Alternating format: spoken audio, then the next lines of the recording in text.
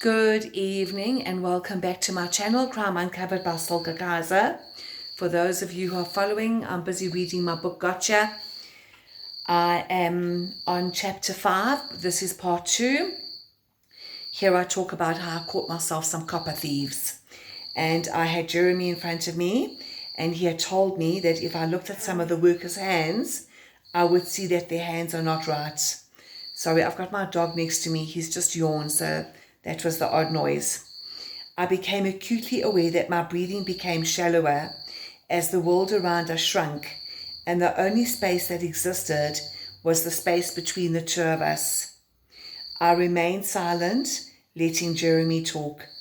Their skin, he continued, is lighter, like your colour hands. A long silence. I knew he was battling within himself. In the black culture in South Africa, self-actualization occurs through a person standing within the community, and to be an impimpi, which is once again to be an informant, well, that's about the lowest form of humanity there is, and I knew he could be killed for imparting this information.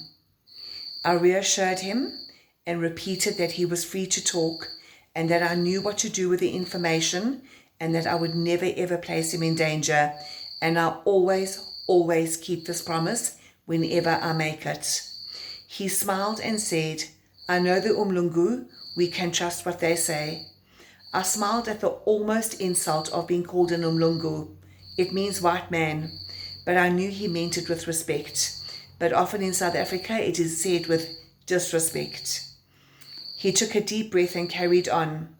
You know the container outside with the chemical inside?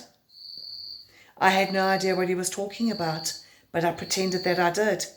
The one standing outside, I repeated. Yeah, the one with the water chemical. When they steal, they put those things that they steal inside that chemical water, and then they fetch it after knocking off time. That chemical, it makes their skin white. Thank you for that, Jeremy. So who is stealing the things from this place? Please, I said, give me the names.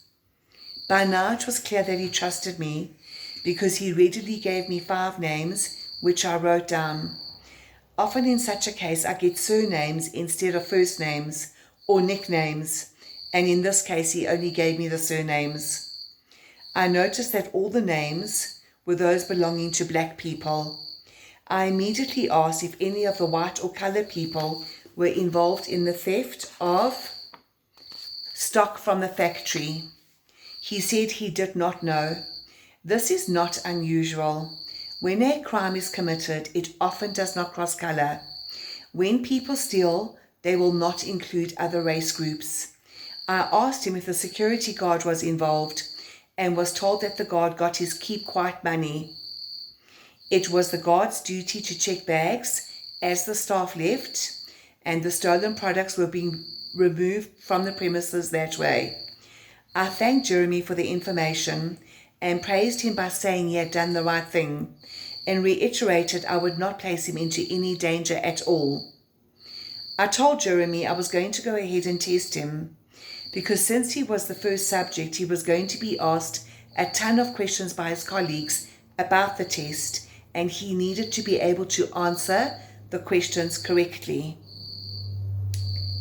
Since I do not believe it is ethical to test for the theft of stock for personal use, because that is limited, but it can destroy a company if it gets out of hand, I always formulate my questions around the theft of company stock, either with the intention of the theft so that the stock could be sold, or that the person would receive unauthorized personal financial benefit resulting from such theft. When I test for theft of stock, I do not test subjects for the theft of products that they have taken for personal use, as I have mentioned.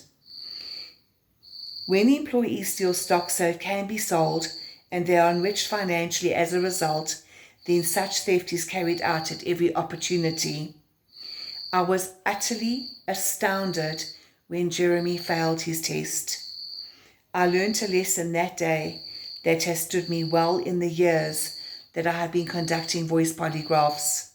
Never entirely trust your whistleblower.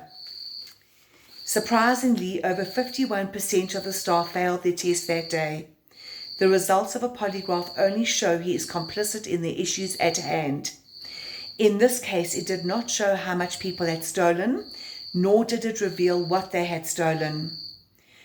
The owners of the business were most disbelieving when their trusted white factory manager failed his test.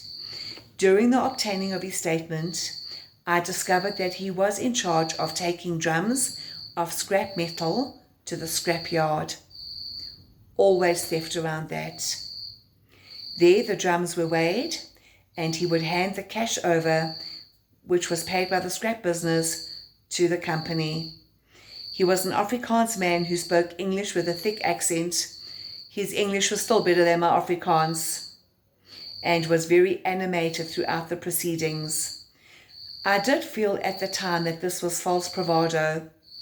When I asked him if he thought that theft was taking place in the factory, he replied no, that he honestly and sincerely believed that mistakes were being made in the data capturing. Over the years, I've heard this excuse many times. Often, it's not the data capturing, often it is theft. I knew he was lying. I was learning that people often change their use of language when they lie. I would ask them a lot of questions when I obtained the statement, and would listen carefully to their use of words and their inflections in their voices. If they deviated, once we were discussing the theft, and as when he had used the words honestly and sincerely, I was immediately alerted. This subject was not naturally prone to such flowery language. I will leave it there. More tomorrow. Good night.